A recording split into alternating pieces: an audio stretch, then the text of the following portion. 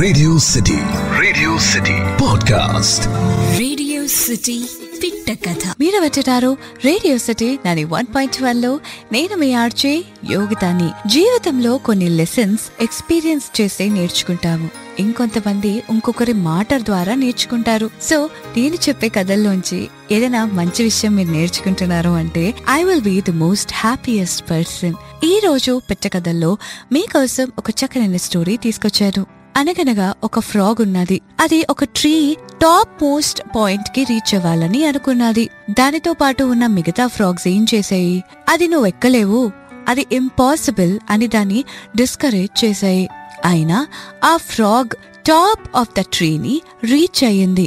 ఇది ఎలా సాధ్యం? అసలు అంత ఎత్తుకి ఈ ఫ్రాగ్ ఎలా ఎల్లగలిగింది అని చెప్పి ఒక పెద్ద డిస్కషన్ లో దిగారు మిగతా ఫ్రాగ్స్ అన్ని.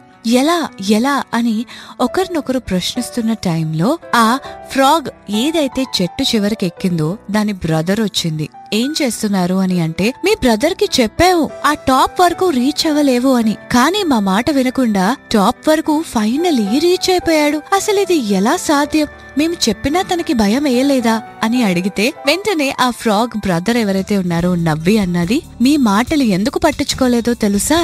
ఎందుకంటే నా ఫ్రాగ్ బ్రదర్ ఎవరైతే ఉన్నారో తను డెఫ్ కాబట్టి అది కిందకి చూసుంటుంది. మీరందరూ అరుస్తుంటే దానిని ఎంకరేజ్ చేశారు అని అనుకోని ఇంకా ఉత్సాహంతో చెట్టు పైకి క్లైంబ్ చేసింది. అంతే అని నవ్వుకొని వెళ్ళిపోయింది. దీన్ని బట్టి మనకు అర్థమైంది ఏంటి అంటే, నెగటివ్ రిమార్క్స్ డిస్కరేజ్ చేసినప్పుడు ఎప్పుడు డెఫ్ పర్సన్ చెవిలో శంఖ మోదినట్టే ఉండాలి. ఆల్వేస్ గోల్ ని ఏం చేయాలి, అది రీచ్ అవ్వడానికి కష్టపడాలి. That's all should matter. చాలా చక్కనైన స్టోరీ విన్నారు కదా. ఇంకా ఇలాంటి అమేజింగ్ స్టోరీస్ కోసం కీప్ లిస్నింగ్ టు మీ ఓన్లీ ఆన్ రేడియో సిటీ 91.1. నేను మీ ఆర్జే యోగిత.